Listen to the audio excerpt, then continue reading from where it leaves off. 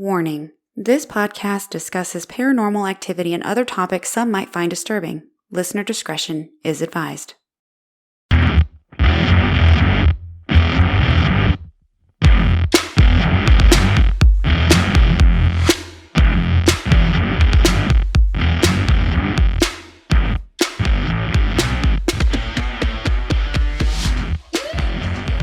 Hello, everybody. My name is Ashley. And I'm Daniel. And welcome back to Ghost Gossip. How are y'all doing? Alive. I'm alive. I hope you missed me, because I missed all of you. He's back. I'm back with a vengeance. You should see the face he's making at me. He looks crazy. He is back. I've been trying to interview some other people to try to give him a break, because we are very busy.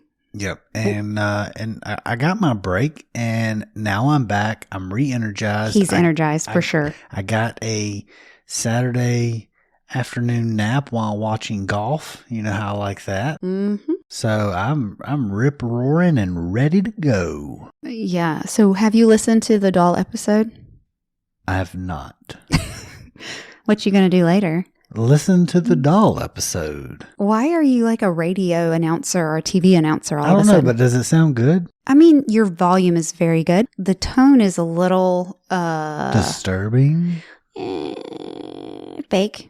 Oh, well, now I'm fake. I didn't call you fake, but that tone it awfully was. So, okay. So, anything new in our world before we just jump into, this is kind of like a mini episode. It's not going to be super in depth, but it is something that I've wanted to look into. Oh, there was a trip. We did have a trip. Two trips for me. Yes. Okay. Let's get into that trip. Yay, let's hear about it. So the first one was Mexico. It was a work trip with my husband's company, which was my family's company for many years, for over 50 years before it sold. And Daniel now works for my old family business. It is not a family business anymore. It's basically, there's a large company. It's a company that buys smaller companies. Yes. I don't know if you want to call it. It's not really a hedge fund, but it's like a board of directors that manages these businesses. It's different. That this company has bought. So the individual companies pretty much get to run themselves, and they kind of oversee, make sure the the profit's being made. Right. So that's kind of what happened. And they have policies, corporate policies, because they're publicly traded.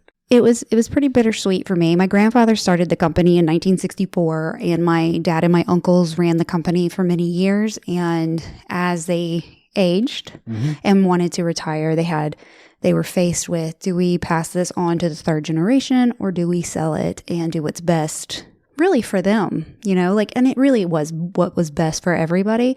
And so that's the path they took. The company is still open. It's still named the same thing. And Daniel still works there. He worked there before it sold and works there now. But it was the first business trip we've ever been on. Yep. I will say this. I think one of the good things about this company buying it is that they're going to be able to expand throughout the Southeast, maybe up the East Coast. Outside of South Carolina. So I think that's gonna, from my perspective, that's even gonna build upon your family's legacy. I hope so. Yep. This trip was the first trip my parents weren't on, and so I was the only one of the family on this trip. Yep. And it was your first. It was my first, and it was my first. We went to Mexico. Yep. We're in Mexico. We were. I know we were at Unico, the resort. Yes, Unico, the resort. We were in Playa del Carmen. Closest. Okay. But we were also. That's the closest city, but we were 20 minutes away from Tulum, if anyone knows where Tulum is. Where all the ruins were. And we went and we snorkeled, which I don't snorkel. I just swam. In a brackish lagoon. Y'all, after my trip to Bimini, and we went out to the shipwreck, and my daughter and I snorkeled. And I saw what they did with those snorkels after the fact, and how they just handed those off to another boat after we just had those all up in our mouths. I don't snorkel anymore. Well, they did have a good cleaning procedure. No, they did. But let me tell you, on this excursion in Bimini, they did not. Yeah. Okay. And I did get sick after I left that trip. Well, I'm sure. I get sick when I travel every single time without fail. And I'm about to go on another cruise, and we have one excursion planned with our friends. But I don't It's not snorkeling. Heck no. And I do not plan to do many other excursions just because I want to relax. Yeah, sure. I just want to relax. So my daughter and I are going on a cruise together with our best friends. So, but it was a lot of fun. It was work. We hustled. Yes, we did. And I was sick with the flu, had 102, 103 fever every day. Trooper, straight warrior, this one. Oh my gosh. It was a lot. But we got back, and then 4 days after we got back, Daniel took a day off and surprised me, spent Valentine's Day with me. Yep, it was wonderful. We had a great day. I was really just able to connect after, we were down in Mexico for 5 days, but it was work. It was work. We had a great time, but it was still work. And yes, I don't want you to think we're complaining because it was beautiful and it was a good time. It was fun, but we didn't relax. We didn't stop. We woke up, we were working, and we would go to bed, and I was sick. Yeah. And we slept in 2 separate beds the whole week because I was so sick. Not a fan. No, he was not a fan, but I was like, I might chop your hands Get off. Away. I was so sick. I haven't been that sick in years. No, I haven't seen you that.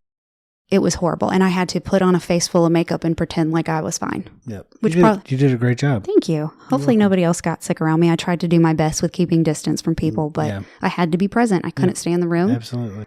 And I was doing that for my family and for you. Well, thank you. You are married to the old boss's daughter. Yep.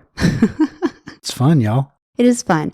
Well, then we took the day off. We went to a haunted park, or it's said to be haunted. It was, do you remember the name of that park? Hearts Clock. Something. It was built on the old tuberculosis hospital in Greenville. And then at one point it was turned into a psychiatric hospital and then prison. Yeah, like a psychiatric prison. Oof. No, thank you. And then it burnt down in 2002, and they built the park on top of it. And the kids' playground is literally right on top of where the building's at. Very creepy. And there's part of the building that's still there, like the bottom part of the stone. The stone wall entrance. And the basement door are still visible. And it wasn't scary. We didn't investigate. We were hoping to investigate, but there were a bunch of kids. And as parents, we did not want to make anybody uncomfortable. So we just walked around, and I had It was a vibe. There was a vibe. There was definitely a vibe. It was a little darker than what for like a playground, but it was fun. It was really nice to walk around there with you and do that together. And the fact that you planned that whole day. And we also went and visited Kat. Yep. That was really cool. That was fun. I won't say it was fun, but it was fun. It was meaningful. I found her. Yeah. I found her. I haven't been to, I know this sounds terrible. Kat stays with me. That was my friend that passed away. She stays with me. So I haven't been to her grave in 2 decades. Yeah. And she, I believe, helped lead me there because I was wandering around in circles at one point. It was like, go right, go east. And then I found her. Yeah. Within 5 minutes I found her? Yeah. And I was completely off in the other direction. He went the other way, but I found her and I sat with her for a little bit. Before I got there, my empathic senses kicked in and I started crying instantly, and then it was over. It was almost like I was feeling her energy for a second. She was very excited I was there. I don't even know what that Budger Gregors. I don't know. We do have the Spirit Talker running as always, and as well as the REM pod behind us in the office. But it was very nice. It was a lovely day. And then the next day, Daniel packs up our son, gets in the car, and drives to Daytona for the Daytona 500. We left at 9 o'clock on Saturday morning. We got down there roughly about 5, 6 o'clock in the evening. And we stopped like twice. And then turned around, went to the race, and I got up at like 5:30 on Sunday morning, and then my son got up about 15, 20 minutes after that, and we head off to the track. You spent the day at the Daytona. So we got to the track. The track doesn't open until 8, and we had pre-race tickets to do the pre-race stuff. The Pitbull was doing a concert. Mr. Worldwide. We got to walk around, see into the garages where the cars were. Oh, I didn't know that. That's cool. It was very cool. Then we were leaving the Pitbull concert early because we wanted to get to our seat to actually see the race stuff. We saw Air Force One fly over the stands. It's a huge plane. It is massive. We get on the tram to go back to be able to get on our seats from the infield, and they stopped the tram halfway because President Trump was in the Beast going around the track. Yep. So they had to stop all traffic. So they stopped it, and we'd already been through security twice to get into the gates and then to get into the infield. And security was amped up since it was the president was there. So we had to go back outside of the racetrack and then come back through security again. We finally got there. They had stopped the race because of rain. They had done 11 laps. Yep. We had a huge rain delay. They about 4:30 they started racing again. They raced 5 laps, and then there was another rain delay. And yeah, he didn't leave Daytona until almost midnight. And so we stayed for the race. I got on I-95 North at 10:45. And then I started calling at 3:30 in the morning because, of course, I wake up at 3:30 every night. I pulled in the driveway at 8 o'clock. 7:30. Monday morning. No, it was 8. It was 8:01. Monday morning. I looked at the clock. I was awake. So I did too. 8:01 when I pulled in the driveway on Monday morning. I took a shower. I came downstairs and started working from home. And then I had to go into work and get in the work truck and drive to Columbia to go pick up some furnaces and then bring them back. And I worked until 3:30, came home Monday and crashed. And I told him, don't you complain one bit to me. She was laughing at me the whole time. She was just chuckling. I did let you sleep. Yes, you did. Thank you. But about 8 p.m., 9 p.m. Get up and be part of the family. Come be part of this family. I said, okay. Fair. And he did. Yep, I did. Yep. It was a good time. We had a great time. Me and my son were able to make memories that will last the rest of our lives. And so all in all, if I had to do it again, I would absolutely do it because those memories that me and him made are more than worth it. All I ask as your wife and a mother to children and help raise is that you plan a little better next time. I was planned. Okay. It was all planned. I'm just going to really aggressively stop that there and be like, what are we talking about today? What are we talking? I have no idea. You've told me the Hat Man. The Hat That's Man. all I know. It is the Hat Man. And if paranormal fanatics, paranormal enthusiasts, people who are ghost hunters or investigators, they know exactly who the Hat Man is. Really? Yes. It's like a known thing. It is a known thing. I am out of the loop. Of course you are. All of this is kind of outside of your purvey, whatever that is. And purview. That's the word, purview. I was going to say, yeah, that word I know, but the purvey, that sounds like something else. Purview. I misspoke. So the Hat Man is actually some kind of, some people believe, entity, shadow person, sleep demon, apparition, or what paranormal enthusiasts believe to be some kind of shadow person, that he is faceless. You can't really see his face. There's no distinguishing features of his face. He has red eyes and he's a silhouette. And he is characterized by having a very wide-brimmed hat. Is it like a top hat, or are we talking like a beret? It's kind of, to me, looks like a little not a top hat. I'm showing him a picture right now.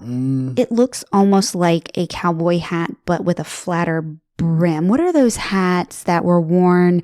It's got the rounded top with a little bit smaller brim than a top hat, and it's curled around the brim. It's kind of curled up a little bit. It doesn't, from the picture we're looking at, doesn't look like a curled hat. It looks very flat brimmed.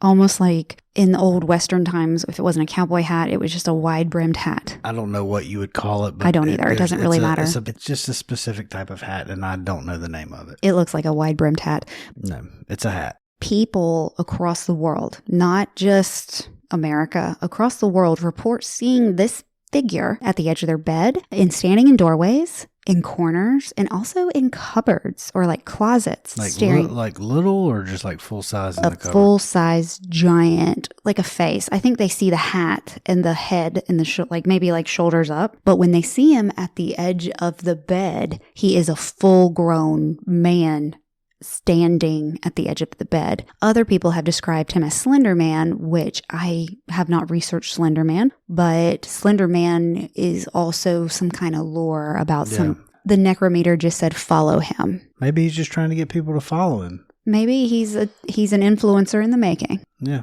Maybe he was ahead of his time. Follow Hat Man for more inspiration. Yeah, follow and like. Hashtag follow, like, subscribe. Hashtag red eyes. Hashtag wide-brimmed hat. Milestone celebrations. Our son turned 14. Yeah. So this word right here is parakeet. Ah. Our nephew has parakeets in bird cages. Yes. And we've sat them. Yes, we haven't sat on them. We have not sat on the parakeets, but we babysat them, our pets sat them, and my sister's house, I'm pretty sure, they're incredibly haunted. Loud. Oh, well, they're beautiful. They are beautiful, but they're loud. We are getting off track. Ooh, sorry. We're good.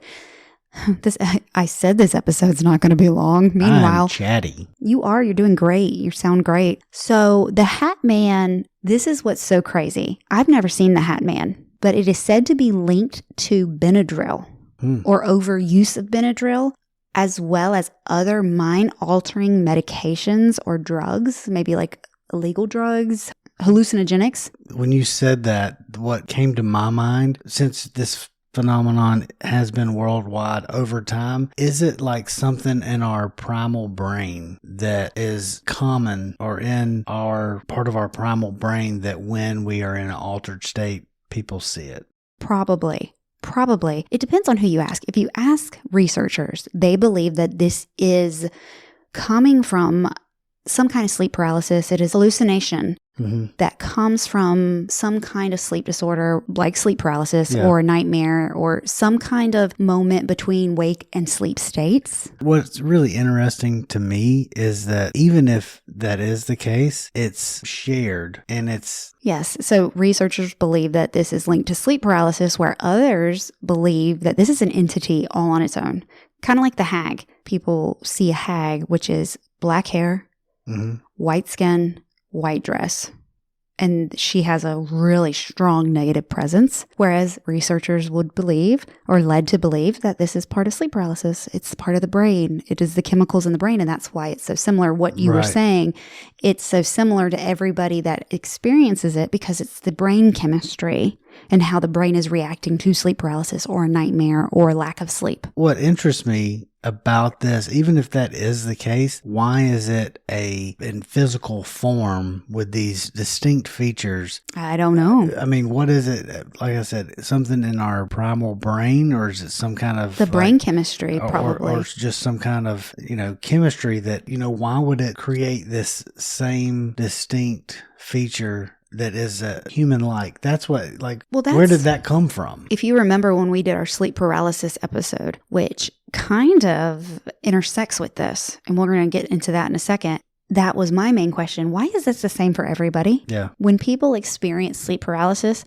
and they're from different cultures, they're from different backgrounds, different religions, different medications, different everything, and raised differently, clearly live in different houses, why are the experiences so similar? I guess I'm going back to my first thoughts, because this whole episode is I'm shooting from the hip, Why is it? That's why. It's control, straight from the Hat Man to the necrometer. He does it for control. I don't know. As always, we have the necrometer running, so if you hear us say a random word, that is the words that are coming out of the necrometer, which I love an app. Love an app. I love an app. Like an appetizer? I love an appetizer as well. From Applebee's? Or tapas. Love a tapa. And I love a smorgasbord. Oh, I love a smorgasbord. Don't tell Mama smorgasbord. She's going to bring sweetest fish. Not the candy. I think what's so crazy about this is that the sleep paralysis is what is said to lead to seeing the Hat Man. And if you remember from our sleep paralysis episode, I struggled with sleep paralysis when we lived in our other house. Never have I had it before.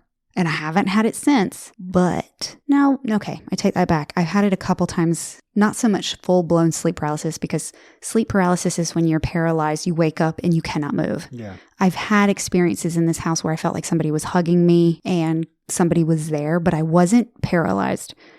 But in the other house, I had sleep paralysis how many times? Like 4 or 5 times, and the first 2 or 3 were absolutely horrifying, and I felt a very dark energy over me, and that's when I was investigating with Sam and Colby in my dream, and I woke up, and I was in my house, unable to move.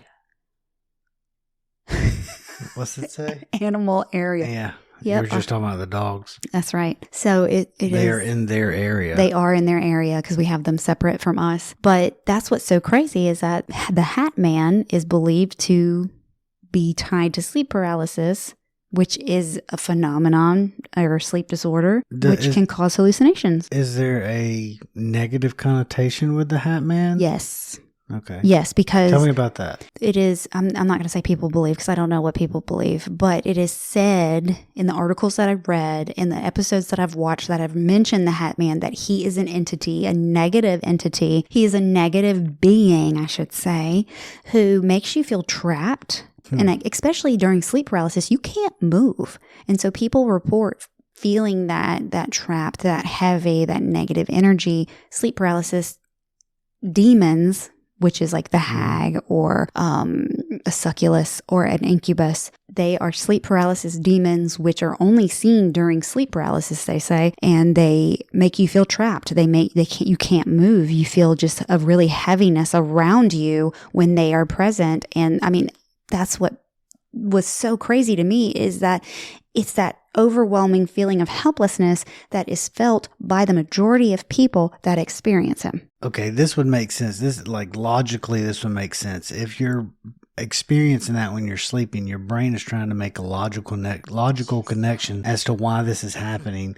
And so it personifies something that is causing you to feel this way or to experience this, and it's creating this persona of why this is happening to you. And it's like that phenomenon when you see faces in windows. I can't remember the name of it. Your brain always tries to put a face with something. And that is part of our primal brain. Right. Because when we were out living in caves, we wanted to recognize danger. We wanted to be able to take our surroundings and find any kind of danger that may be around. So logically, that's kind of what makes sense to me. Right. It's said that the Hat Man wasn't really reported until early 2000s within that time frame. But I think, this is my unprofessional opinion of just somebody who is an elder millennial who was alive during the time of no internet and to internet. The 2000s is when the internet boomed. Yeah. And then the early 2000s, you had social media and then that instant connection with people across the world. Right. And that is when the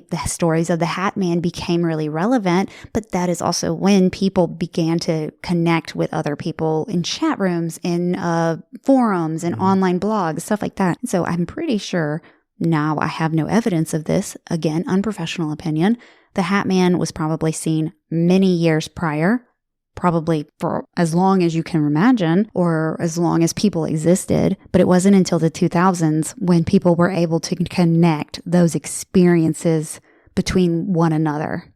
Are you going to sneeze? Don't you take my headphones off?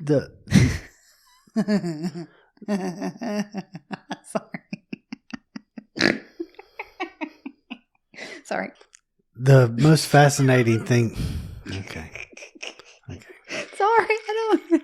Go jingle your ice a little bit more in the microphone. I'll jingle my ice. The most interesting thing to me is that how shared these experiences are. Like, even if it is your brain doing this logical function, why is it the same for so many people? As somebody who is a paranormal enthusiast herself, I believe that it is an entity. But I also, because I love science, it could be that realm between sleep and awake, and your brain, our brains are the same. They're made up the same chemistry. And then that's just kind of like what brains do. Brains are braining, as the girls would say. I think you touched on a good point, and this is what I was trying to think of earlier, and I think you believe this as well, there are planes, dimensions in our physical world that we aren't able to sense. We're able to, see, taste, hear, touch. But we're not necessarily, there's stuff around us, planes of existence. Oh yeah, multiple planes. Things that if we had the senses, we could pick up on, but we don't have that. And so I think that that's very real. And is this part of that? Right. And is it? Are we, when we're in that state, and they say this a lot about people who take hallucinogenics, I know we're back here. Here we are again. Daniel. Same little cul-de-sac. Why do we keep going in this cul-de-sac? Daniel believes in hallucinogenics. He doesn't take them, but he is not against them. I'm a proponent for them because I think that it does open up some kind of pathway or sense to these other Pretty sure he was a hippie in a previous life. And it's like a key that unlocks a part of our brain that we can sense these other things. I think this is probably, in my mind, this is kind of where I go, is this is probably some kind of form of this. Gotcha. Which would make sense that it's linked to Benadryl or other medications or drugs that alter the brain's chemistry and alter how it brings something out. Right. Because, I mean, if you think about it, when you're awake and your mind, especially if you suffer with anxiety, your mind is constantly on high alert. Right. And you can't really connect to that other level. But that's why, like during meditations and when you're relaxed or when you're on Benadryl, which if you know about Benadryl, it puts you in a very heavy, almost sedated state. Mm-hmm. Why that would be linked to hallucinations such as the Hat Man or the Hag. Maybe it's not a key like hallucinogenics are, but maybe it's like a little peephole. Peephole, he said. He said peephole, a word I never thought you'd say on this podcast or ever, because we don't have a peephole. No, we do. We do have a peephole. Yeah. So maybe it's like opens up a little pee hole. Not a pee hole. Not a pee hole. You gotta hate that pee hole opening. We're not opening up no pee holes. You know, anything with pee holes is gonna burn. Yes. So a peephole to allow you to see into this other realm. Yeah, I know you are. I'm gonna leave that. So pee hole. Whereas like mushrooms and LSD and DMT, they open up the full door and you walk through. Yeah, which, Benadryl would be illegal if it did that. But as somebody who's taken a lot of Benadryl, you might not realize this because I don't talk about it. I struggle with a lot of allergies, especially food allergies that I don't know I'm allergic to. Mm-hmm. So Benadryl is a huge proponent in my life, and I have never seen the Hat Man. However, that explains a lot. I have had sleep paralysis several times. But not since we've been here. Not since we've been here and not prior to living in the other house. I have only had sleep paralysis at our old house that was extremely haunted, that had a lot of energy, that we had a lot of unexplainable experiences in. Mm-hmm. And it was charged. If I can say nothing else, it was charged. The people that have investigated the house with us, and you and me, and then the kids, and then other people that have been in and out of that house. Even our realtor is like, there's something different with that house. Mm-hmm. You can't explain it, but it's definitely different. Mm-hmm. It is. And I loved it after a while. Once I got used to it, Taylor and I were talking last week's episode, how after you move out of a haunted location, it gets real boring. It's like, but there's some peace in that because your home is supposed to be your sanctuary. Yeah. This is our sanctuary. Oh, yes. I feel it. So I am home now. I'm a stay-at-home mom. I don't work. I might try to work part-time at some point or do something, volunteer or something. But right now, as I try to figure out what I'm doing, I stay home and I am at a level of peace that I've never experienced. But with that peace comes that, who am I now? What is my purpose? And that's one thing that I'm trying to learn. And I love doing this podcast every week now because it does give me a purpose. And I'm meeting so many amazing people. And I get this time with you, even though I know this isn't your thing, but you are enjoying it more and more as we go. Yeah, absolutely. But this house has given me that peace and that safety and security that I needed that I didn't feel at our last house. And it's home. It's your yurt in the middle of the forest. Meanwhile, we're in the middle of a neighborhood with Karens galore. And this is not at all like a yurt. No, this is... I just want to keep saying yurt. You just like the word yurt. Yes. Yurt. Yurt. You know what's funny? Before we close out, I will say some people believe the Hat Man is a fallen angel or an angel of death. Now, I didn't read a lot to that, but I saw it. So I just wanted to mention it. I don't know why it is, but like just talking about him, not necessarily benevolent, but I just get this sense, and I've never seen the Hat Man, I've never experienced, but he almost, I don't know, in my mind, I'm thinking that he is a misunderstood, genteel individual. I don't. I think he's a son of a bitch that haunts people. We're entitled to our own opinions. We are. We had this talk earlier because... No, we didn't have this talk. I had this listen. Well, I had to remind you that I'm entitled to my own opinion. Yep, and so am I. Yes, you are. And I am Let's fight about it. That's my line. Nah, I took it right from you. That's... Oh, no. Oh, yeah. I went there. You went there. Right hand. She's going to hit me with... No, I just shook my right hand at you. I know. It was really far away. Can we just because you have ape arms doesn't mean that everybody has ape arms, Daniel. Just because you have T-Rex arms doesn't mean... Can I just point out that we have run the REM pod every single episode that we've had since we've had it. Mm-hmm. And the only time it's gone off is when we did Bobby Mackey's. Yep. Bobby Mackey's was creepy. Oh, Bobby Mackey's is dark. Yeah. It's still Well, that is our episode for today. Thank you for listening as always. Please find me on Instagram, Ghost Gossip Podcast, on TikTok at Ghost Gossip Pod, and email me all your ghost gossip at stop staring at me like that. Hashtag red eyes.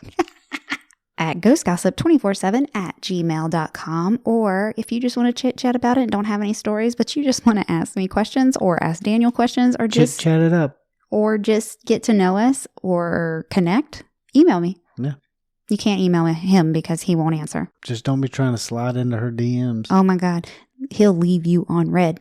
And if you try to slide in my DMs, I will leave you on red too. I don't have DMs. I do. I know. That's why I'm telling these folks, don't be trying to slide into your DMs. Nobody slides in my DMs. They're all... No, that's not true. I've had some. I just don't answer them. I delete them. Thank you. You're welcome. Of course I do. I mean, hello, I'm spoken for. I am a married woman. That's happily right. Married.